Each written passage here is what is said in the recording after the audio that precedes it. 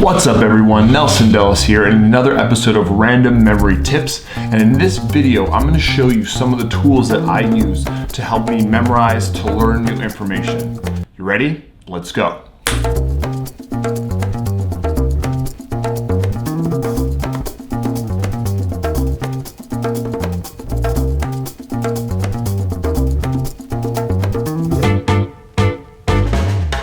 Alright, so a lot of you guys keep messaging me, asking me what I use to train my memory, and then I have other people just asking me, what do I use? What are some recommendations for just learning things, memorizing text or memorizing speeches or facts or whatever. So I'm going to talk about both of those things. And you have to realize that the difference between me and an everyday person is that I compete for memory competitions. Yep. So my training, the tools I use, tend to be geared towards that. Not to say that that's bad for you if you're just generally interested in memory improvement. I always say that practicing your memory as if you're going to train for a competition will help you memorize anything else in the future. So keep that in mind. So some of the things I use may be very helpful to you. All right, one of the very first important tools that I use is a noise canceling set of headphones. Put these on and I can barely hear anything.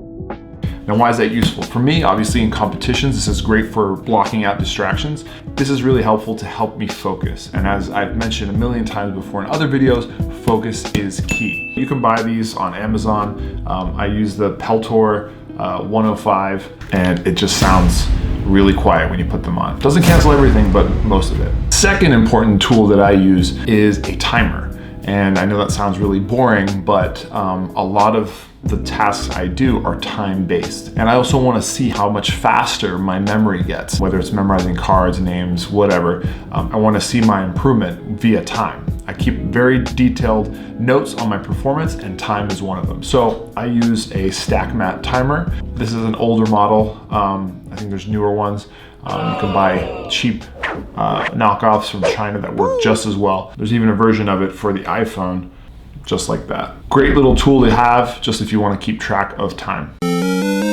So there's a few different software suites and tools that I've used over the years, and I'm going to start with the ones I used to use and that I still kind of use from time to time that are pretty good, and then I'll finish with the one that I think is the best. First one I want to talk about is Memory Aid. What I use it mainly for is memorizing numbers. And what's great about it is it's very easy to use. You can change the time, 5 minutes, 1 minute, 15 minutes, 30 minutes, an hour, however long you want to memorize numbers for, and then it grades it very nicely. Some of the cons, it's kind of outdated software. I wish it was updated. The cards, it's clunky.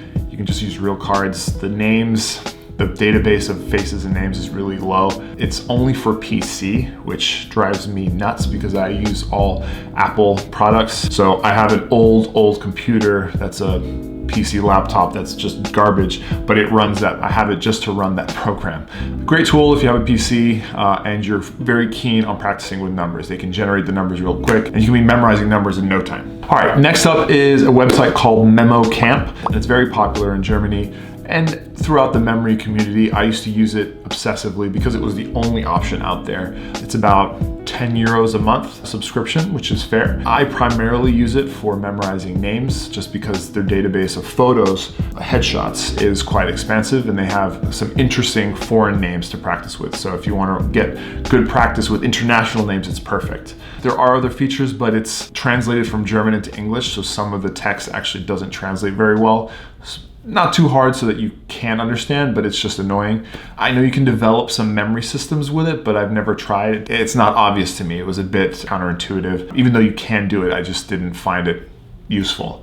So a great tool if you want to actually practice for memory competitions. It has all the disciplines, which is nice. You can set a metronome. There's a leaderboard of scores. So you can see how you compare with other people online. So that's cool. I don't really use it that much anymore just because there are other tools, but this is something that got me started way back when. One of my favorite websites, I've used it since it was released and I still use it to this day, is an app called Memrise. It was developed by Ed Cook, who, if you've read Moonwalking with Einstein, was one of the main characters. He's a former memory competitor, Grandmaster of Memory in the UK. And so this website is basically flashcards on steroids in a fun environment. So you can create an account, it's free, and people have set up flashcards for you if you're interested in learning, Chinese symbols or vocabulary, whatever, or you can create your own. And what it does is it keeps track of when you last reviewed and what you've gotten correct in the past. So it's this kind of spaced repetition and adaptive learning, I guess, of your memory skills. What I like most about it is it's fun.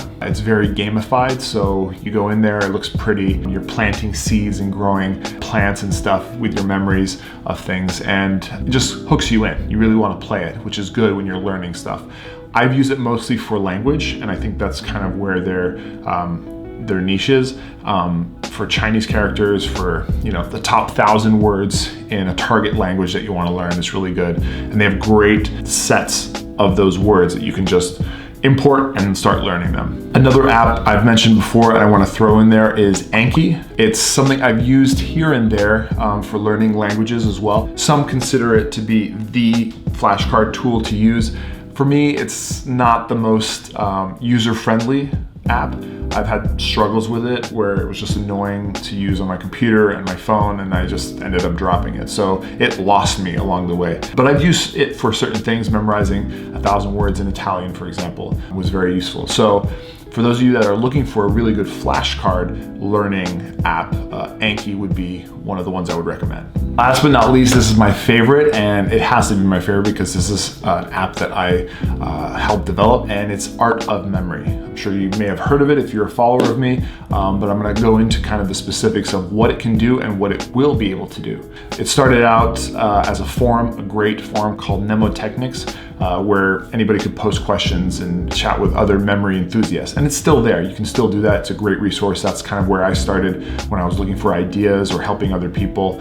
And I still kind of peruse that forum to see if there's anything that I can chime in on or learn myself. We started it out as a Kickstarter to raise money to start and develop this thing fully. Art of Memory will have tutorials, so basically teaching you how to improve your memory step by step, starting from the very basics all the way to the very complex stuff. Next, you'll have tools to build out your systems. So as you get deeper into memory and mnemonics, you'll realize that for a lot of the things that we encounter in our daily lives, you want to maybe create some systems, things that are pre-learned so that it'll help your memorization later. We have tools that will help you come up with these systems, and similar to Memorize or any of these flashcard training apps, it'll remind you when you need to review them, how fresh they are, if you've forgotten it recently, things like that. What's even cooler is that you can share your systems and you can actually incorporate other people's systems. And we have a rating system, so if the general community likes this one system for whatever it is, you can bring it into your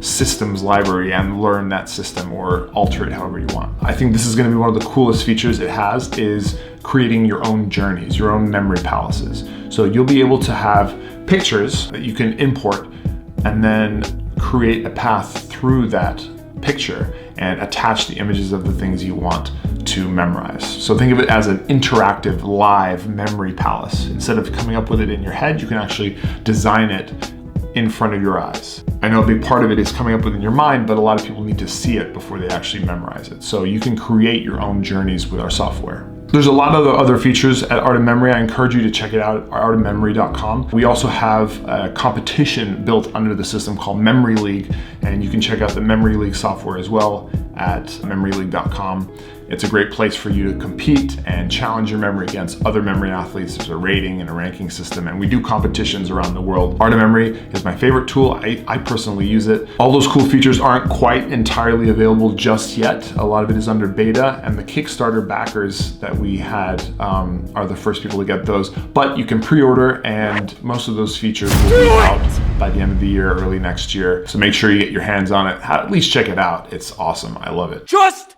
do it! So that's it, guys. I hope that was helpful. I get so many questions about what tools I use and what tools I recommend, so that is my short list right there. It's pretty much that. I don't really use anything else other than maybe pen and paper. If anyone else were to ask me, I would recommend the same ones.